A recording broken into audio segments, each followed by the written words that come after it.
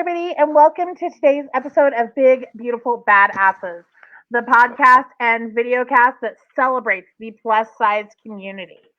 I am your host, Kimberly and today I am joined by the amazing Kimberly Dark. Thank you so much for being here with me. Oh, it's my pleasure. So, real quick, why don't you tell everybody just a little bit about yourself? Okay, well, I am a writer and a storyteller. I'm a sociologist by training, and I teach at Cal State San Marcos and also in the Cal State Summer Arts Program. And I write books. A new book out called Damaged Like Me. Look, here it is in my hand. It's very exciting. I still carry it around everywhere. And I mean, not really, but you know, that's fun to say. And yeah, I'm also a parent and a grandparent, and I don't know what else. Yoga. I do yoga. All those things. Well, if you were anything like me, like my favorite job out of all of those is the grandparent one. I love being a grandma. Yeah, it's true. I actually just had my grandson with me for 3 weeks, this last 3 weeks, and they just went home again 2 days ago. So I miss them. My grandson uses they them pronouns, and you know, that's a cool thing. At age 10 nowadays, people are, you know, messing with gender. I appreciate it.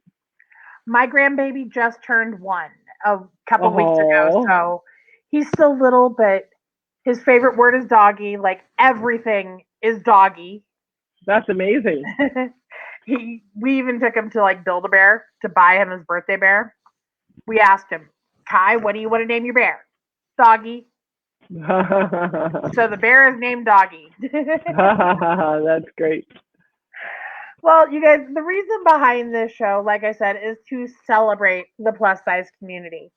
In the United States, approximately 70% of the population is considered plus size. So we are here to break down stigmas, break down walls, and celebrate the fluff that is us. So I want to start by kind of asking a question because you listed off all these wonderful things you do. Is that I know with a lot of careers, size plays a factor. Have you ever seen that in your work?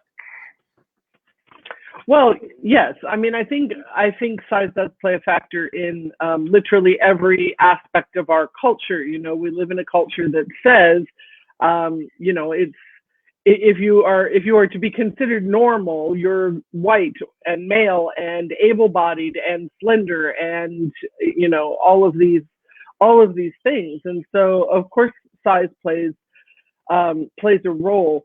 I have had a life where I am largely self-employed, and so it would be very difficult for me to tell you how often has it happened, for instance, that a campus is considering bringing me to speak, but they decide on someone else who is slender or able-bodied and you know, or male, and it would be hard to know. Just like it would be hard to know how often has it happened that somebody picked me over a person of color because they found my whiteness more respectable. So I think, you know, all of these things are at play at once. But definitely in professions like a person is a nurse, and, you know, that is very stigmatized to be fat, or a person is a lawyer, you know. I think that it's maybe easier to see when one is in the same profession, you know, over time. So, in your opinion, what is the best way to break down some of these stigmas? Mm-hmm. So look, one of the things is, and this is something that, you know, that I realized, I think, early in my life, and that is to simply do what you intend to do with your life, and to be the example of the thing, right? So I can say something about, I mentioned that I am a yoga practitioner, and I learned to teach yoga, and I've been teaching for more than 20 years now. There are just starting to be larger people kind of known as yoga teachers. but you know, it was a brand new thing. The idea that somebody in a larger body should be the one in the front of the room teaching the yoga class. And I think back in the day when I first was, you know, learning to teach, and I think part of the reason for that is that in something that is considered a fitness class, which, you know, yoga really isn't just about fitness, but in something that is considered physical, we have a cultural tendency to look at the teacher's body as a role model. Is like, you know, if I do this stuff, I get to look like her. And having the teacher be somebody fat or somebody disabled or somebody old means that you have to disrupt that. You have to go like, oh, actually, which is always true anyway, actually, I have the body I have, the teacher has the body the teacher has, everybody in the room has a different body, and we can practice together, but that does not ever mean we're going to look like one another. And so, you know, we have to disrupt that as often as possible. And I think that's what is so important about just forging ahead. And it does take some, I'm not even sure it's always courage. I think sometimes it is fortitude. It is tenacity and ability to stick with something when people are kind of like eye rolly or, you know, like wondering, should you be here? And that is hard. It's hard to experience that. And it requires tenacity. It requires an ability to stay with something in order to, you know, pursue the work we want to pursue. So I think, you know, it is a lot to ask when people are marginalized that they stay with it, but it's absolutely important to do it. I absolutely love that. I love that the way that you just described that is for any body. It doesn't matter size, race, anything. I love that you were just so inclusive in that statement. I think it's, you know, the architecture of marginalization, of oppression, is like racism and sizeism and sexism are not all the same, but the architecture that holds those things up is really similar. And so I think it is possible, without trying to say those are the same experience, because they're totally not. But the architecture of oppression and also the way that we can combat it, there are similarities there. Yes, I totally agree. So, as a plus size female, what has been your best experience in life? That's a big question.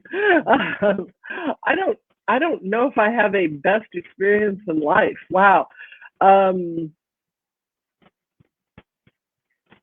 know, I feel like I'm very lucky to have lived so far a big life, right? Like I've done a lot of things and been a lot of places, and so I can't narrow that down to one. I can't narrow that down to one experience. But maybe I can come up with a category. So water maybe is one of my best experiences.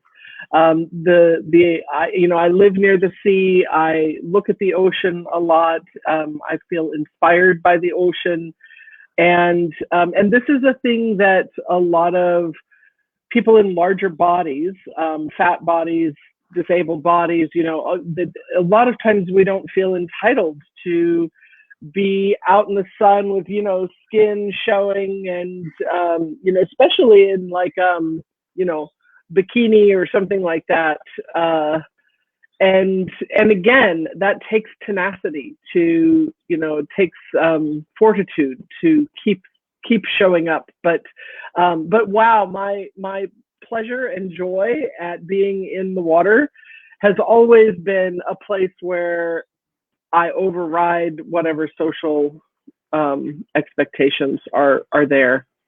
And that was true for me as a young person too, you know, when I really felt, because, you know, a lot of some people become fat as adults. Some of us were fat as children Mhm. as well. And I'm one of those that was a fat child and, stayed fat as an adult.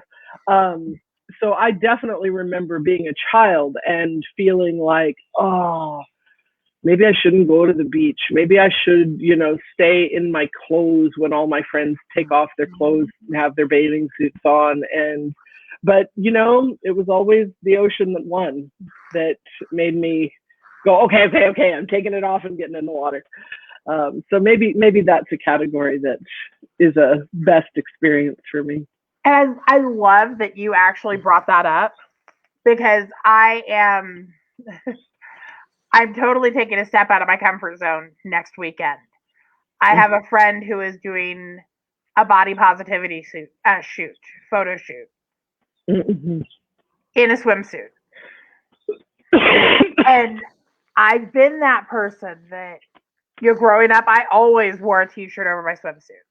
Mm-hmm. I always had the one piece or the swimsuit with the skirt to hide everything. And last night, my husband and I were talking. I'm like, you know what? If I'm going to do this, I'm going to do it. And so I am actually in the process of looking at swimsuits, because being my size, I can't just walk into a store and buy a swimsuit off the rack. Right. We don't have stores here in the Springs that accommodate that. So I am in the process of ordering a swimsuit, and I'm debating on if I'm going to really go all in and do a two-piece, or if I'm going to do just a one-piece that does not have a skirt. I refuse to do this photo shoot in a swimsuit with a skirt. Beautiful. Because I want to embrace my body as it is. Excuse me, I'm getting over a cold. I admire your, you're thinking this through, and the fact that you're going to do it and follow through, because I think it's really important to remember that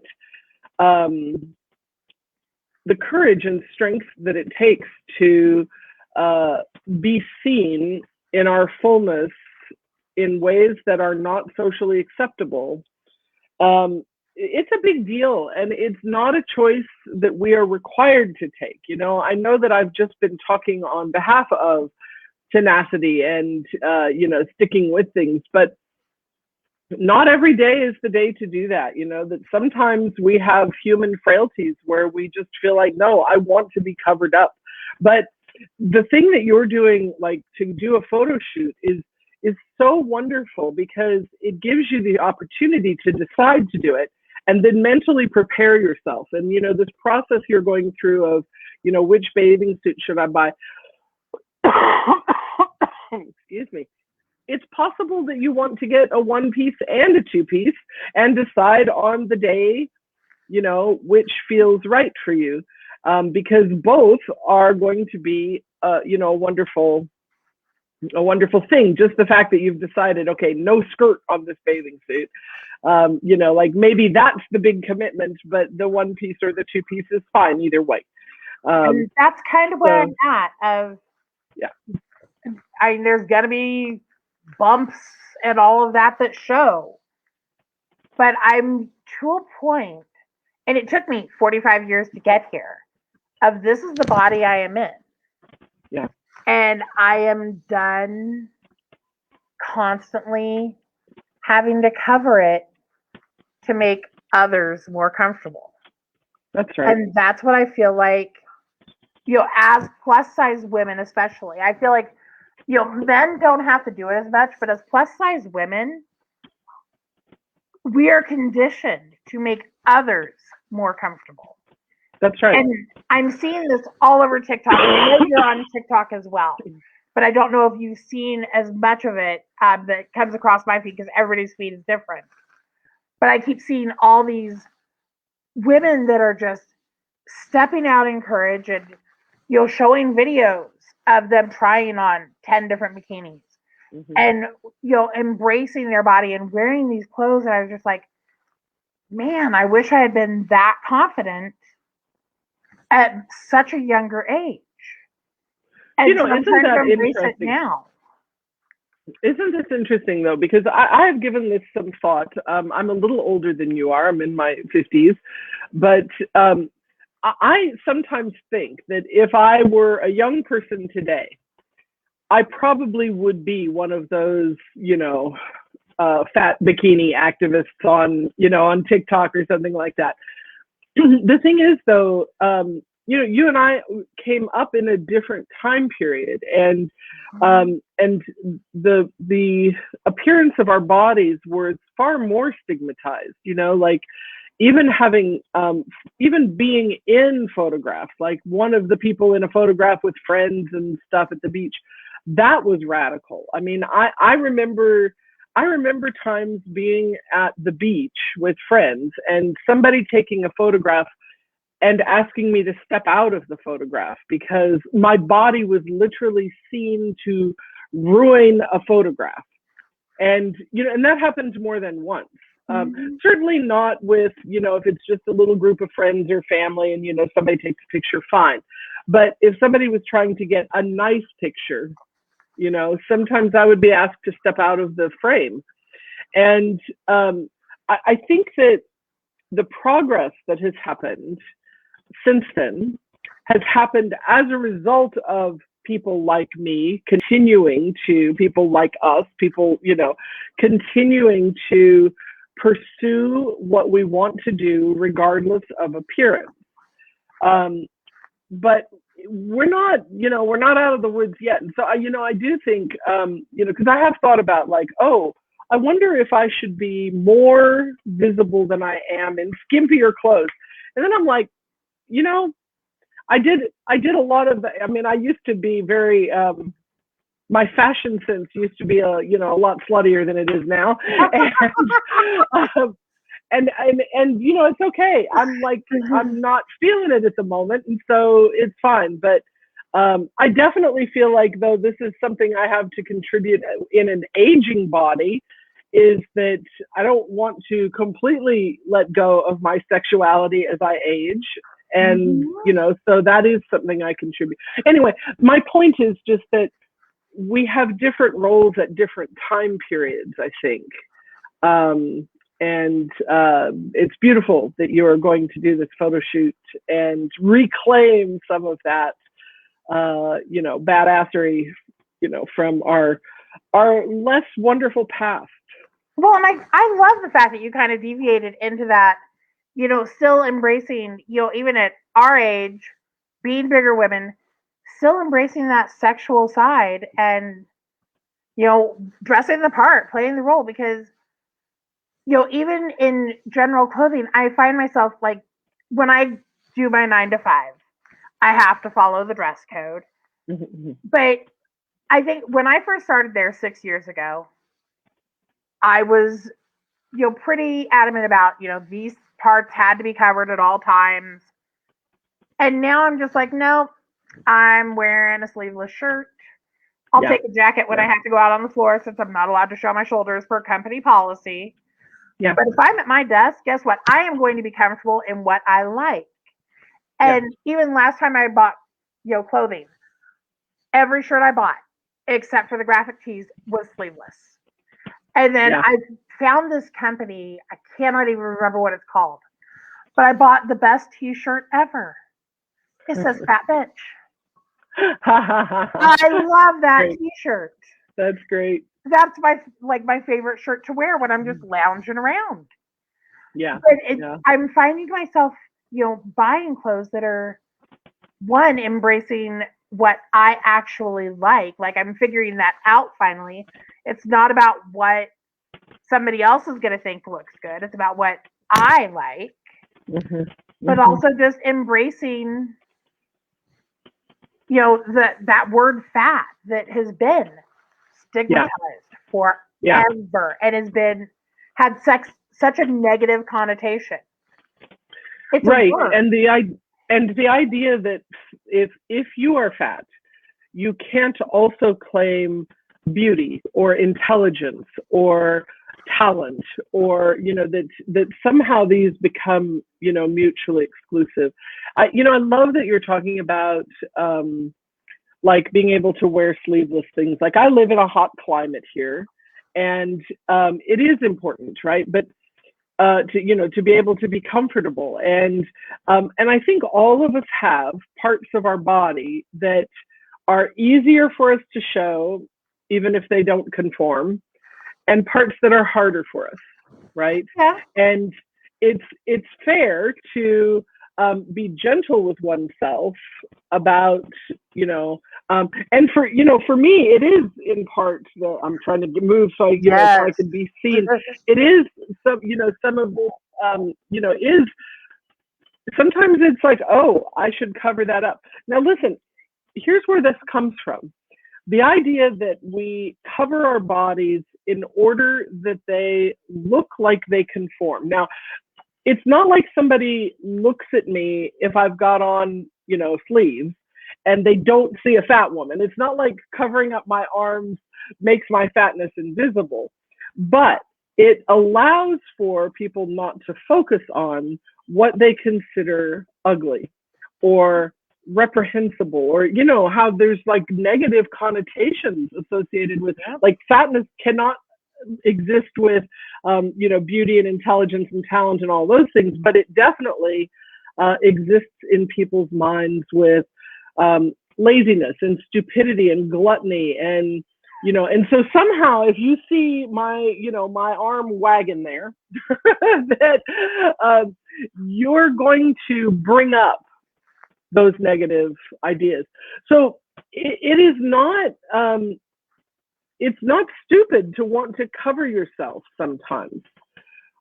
I also think it's really empowering when we don't, when we are capable of saying, no, I need you to see me in my full complexity. I need you to see a person who is sexy, who is intelligent, who is talented, and has an upper arm that waggles, or a belly, or whatever the thing is that you happen to be mad at about your body, right? Mm-hmm. like it's not a requirement to show yourself, but it is powerful when we are capable of it. Oh, very, very, very much so. I completely agree. Because, and I'm going to use myself, as that example, for when I speak, because I know you're doing the same with yourself. I have found that the more comfortable I am becoming in my own body, not only the more empowered am I feeling, but the more I am willing to step out of that comfort zone and try something new. Beautiful. This career is an example of podcasting. Never in a million years did I think that I was going to put my fluffiness on a camera all over the internet for the whole world to see and judge. But as I accepted myself for what I am and learned to love the body that I am in, beautiful, I just find myself doing more and more things like that. Yeah, that's beautiful. And I think that's important for people to be able to do, regardless of what body they're in. I think it's super important, and it's also really helpful when we are not alone. Like the fact that you are not just doing a podcast about gardening or something, but you're actually doing a podcast that brings in and creates community for other fat women. It makes it, we have some base then for understanding that there is a broader community of people who experience what we experience, and that it's possible to draw on one another's courage. There's a story in my last book, was called Fat, Pretty, and Soon to Be Old, which that would be me. And there was a story in that book about being at the beach. Speaking of my love of the ocean, being at the beach and being in the water, and this young woman, probably 20, right? We started up a conversation, and she was sitting on the beach, and in a bathing suit and everything, but she was fearful of the water, and she was fearful of like, what if something went wrong in the water and she needed a lifeguard to save her, and what would her body look like if she needed to be dragged out of the water, or would a lifeguard even be able to do that? Now, this is another fear regarding fatness, that we are potentially not accommodated by medical or rescue services, or things like this. But so she was on the beach, and there I was, sort of, in the water, just, we were talking, and as she sees me bobbing around there, I mean, there was really very little current. And she said, it looks so wonderful. I mean, maybe I won't be dragged out. Maybe I won't be. And, so she came in the water. And I thought to myself, this is what's needed, right? Is role models who show us there may not be, like, because again, her assessment is potentially correct. Like, I think that we dare not forget that we are still not accommodated often by emergency services or medical services. So her assessment is not wrong, but it is possible to see someone out in the water anyway, wearing a bathing suit anyway, doing the thing anyway, and to take strength from that, and to be able to enjoy the water that afternoon as we both did. So I think we need each other. I completely agree. Well, Kimberly, I have loved having this conversation. I think that there were so many important things that came out of it. And I am just so grateful that you came on the show. I do have one final question for you. Mm-hmm. I know, and we've kind of talked about this, of the person that we are now, not necessarily the confident woman that we were when we were much younger. Mm-hmm. So if you could go back and speak to that younger plus size person who was still afraid, who was still shamed, what would you say to her? I would say to her, sweetie, you don't know it yet, but it's going to be okay, and life is big, and you are entitled to do all of the things. And if you just wait it out, when people are assholes, just wait it out, because a lot of people aren't, and a lot of opportunities are available to you. Take them, take all of them. That's what I think I would say to younger me. I love that. Well, thank you again so much for coming on the show. My pleasure. I'm so glad I connected with you, and I cannot wait to get your book. It is on my Amazon wish list right now. Very good. Very good. I have a list of books, but yours is definitely there. I can't wait to read it. You guys, thank you so much for being with us today. I will be back next week. If you want to help support this podcast, if you want to become a listener sponsor, all you have to do is help keep me caffeinated. buymeacoffee.com/this fat girl life. As a listener sponsor, you will have access to sponsor only content. You will know about new guests that are coming on before everybody else does, and you can help contribute. So buymeacoffee.com/this fat girl life. I'll see you guys next week.